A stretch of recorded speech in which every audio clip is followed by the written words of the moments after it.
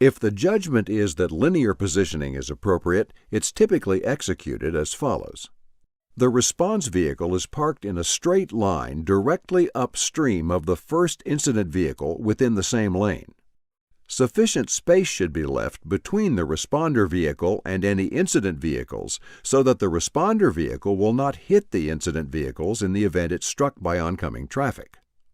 Once the blocking vehicle is parked, the wheels must be cut to their critical wheel angle so that if struck from the rear, the responder vehicle is not pushed into the work area.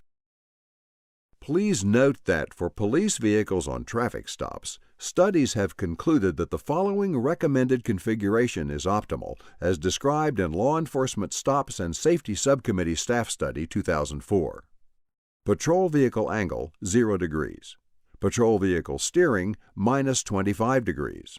Patrol vehicle offset, 50%. Patrol vehicle distance, 15 feet.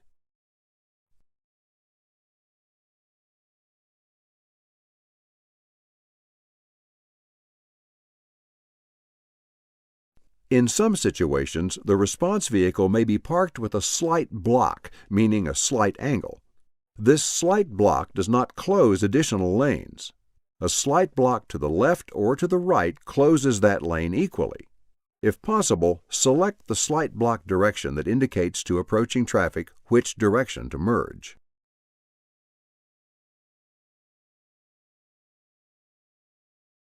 Lane closure is an integral part of block positioning. It's important that responders understand that closing lanes negatively affects commerce, costs governments and companies money, delays drivers, and can result in secondary collisions occurring in the back of traffic trying to get past the incident scene. Lane closure is often necessary to protect responders from being struck. Lane closure can actually contribute to quicker clearance of the incident because responders have more room to work and can remain focused on their response tasks. Safe Practices for Traffic Incident Responders advises taking only as many lanes as you need for only as long as you need them. As the incident is cleared, lanes can be progressively reopened. The rule of thumb when using block positioning is lane plus 1, with the shoulder counting as a lane. Be aware that the plus 1 lane may actually be clear of the incident. The purpose of taking that additional lane or lanes is to give responders room to work safely and efficiently by creating an adequate buffer space between those who are feet on the street and the moving traffic.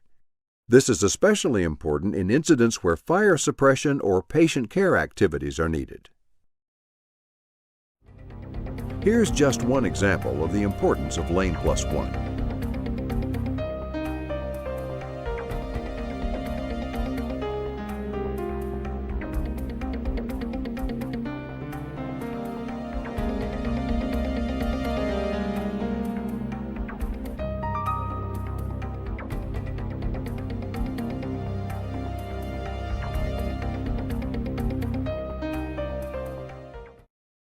Remember that every incident is different, and it's up to the appropriate personnel to determine what lanes should be closed and when to reopen them.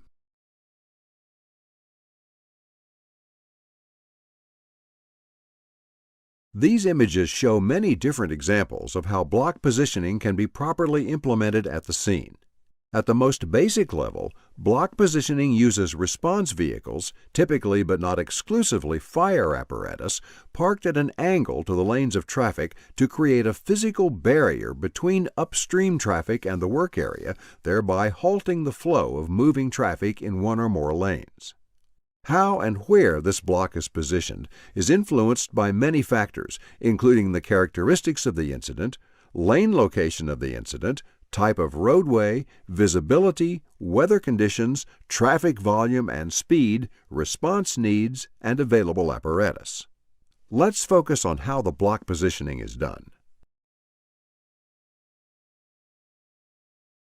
Block positioning can be done by any response vehicle. In most cases, the first arriving vehicle executes the block.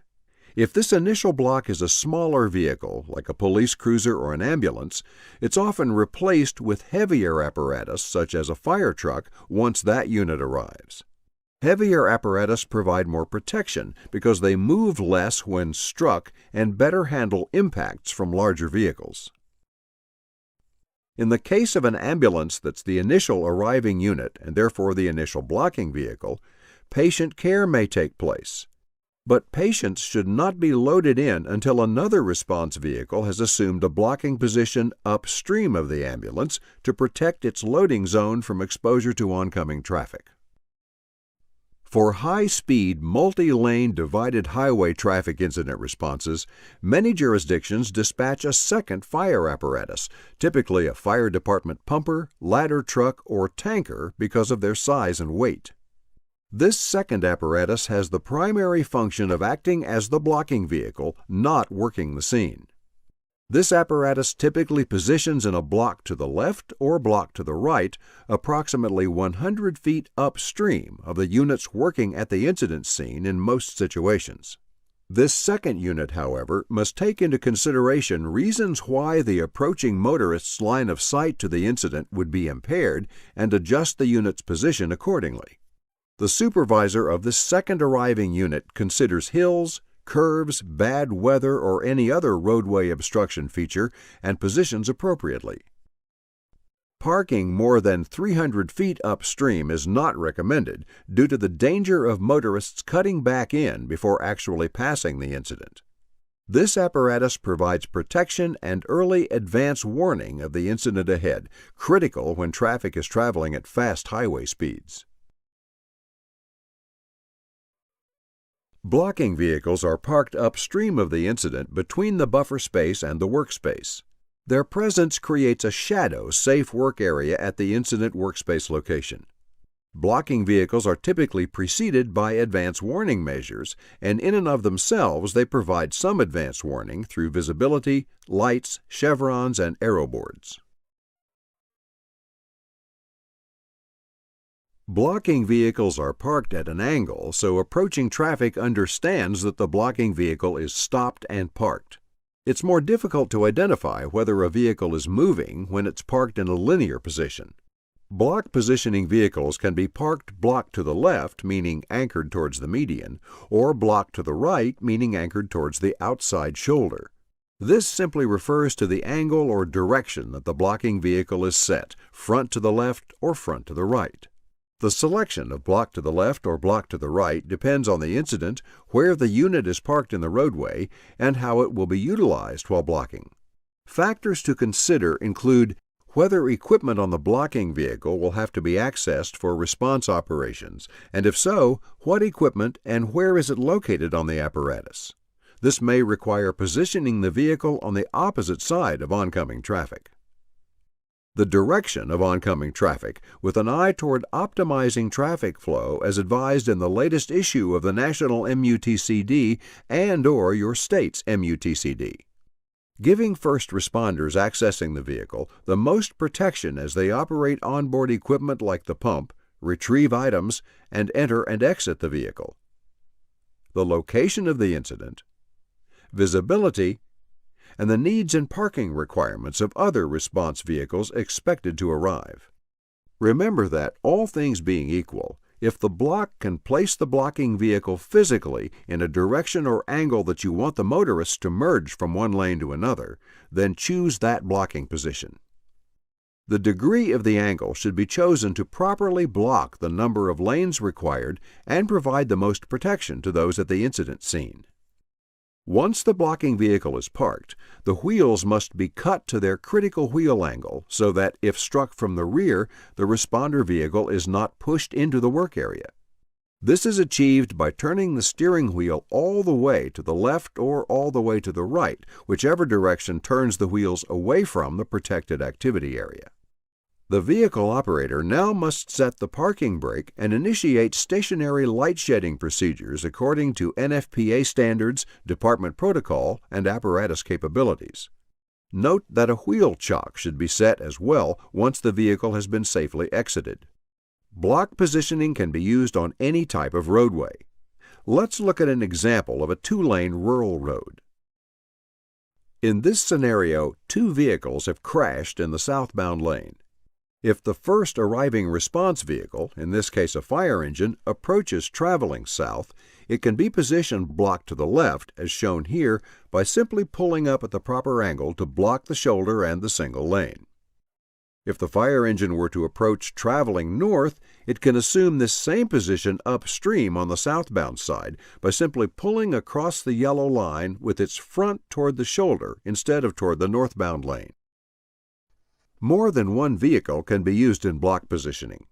For example, other vehicles, such as police cars, can be used upstream of the main block to provide additional advance warning and further slow traffic. For incidents of longer duration, safety patrols and/or DOT vehicles may become involved in providing either additional blocking/advance warning or in replacing working or departing apparatus as the blocking vehicle. Once blocking vehicles are parked, responders must know how to safely exit and work around them. Each agency should have procedures for safe execution of these actions. This last point is especially important if the blocking vehicle is actively working the scene, such as a fire engine engaged in fire suppression operations. When operating at the scene around a blocking vehicle, it's important to recognize that the blocking position creates a zero buffer hazard area. This means that when the responder passes by the blocking vehicle at the furthermost point of the angle, which is typically the front left or front right corner of the blocker, there's very little room to walk where the approaching traffic comes close to the blocking vehicle. There's almost no room to maneuver or escape in this space. Here is what can happen.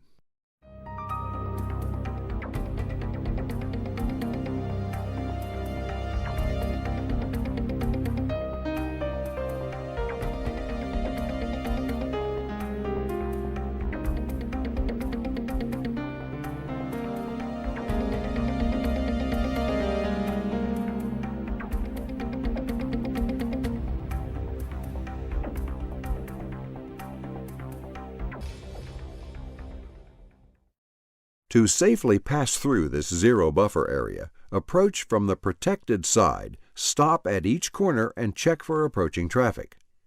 If it's clear, proceed along the unit as closely to the blocking vehicle as possible. Perform the tasks such as retrieving equipment while constantly checking for approaching traffic. Move to the protected side of the vehicle once the task is complete, rather than go back through the zero buffer area. Do not turn your back to moving traffic. Remain exposed to traffic for as short a time as possible.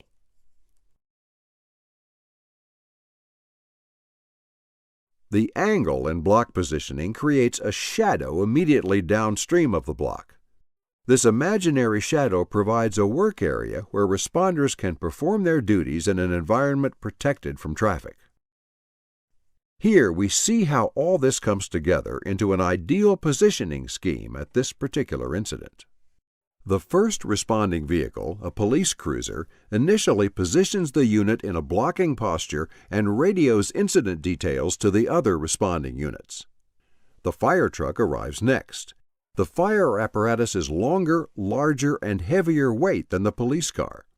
The fire apparatus assumes an upstream block to the left or block to the right position that creates a lane +1 protected work area for responders.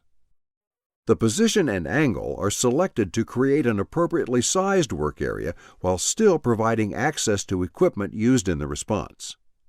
This frees up the police officer and/or firefighters to deploy cones and signs for advance warning and to further protect the work area from traffic cutting back in after the fire truck. When the ambulance arrives, it's able to take advantage of the shadow to park within the work area downstream of the incident with its loading doors angled away from traffic. This enables EMS to have room to work on patients and load them in without stepping into traffic. DOT arrives with its arrow board in the advance warning/transition area to further direct traffic around the blocking vehicles and thus the work area. Finally, when towing and recovery arrives, they're able to park downstream and wait for their opportunity to load and remove disabled vehicles, easily driving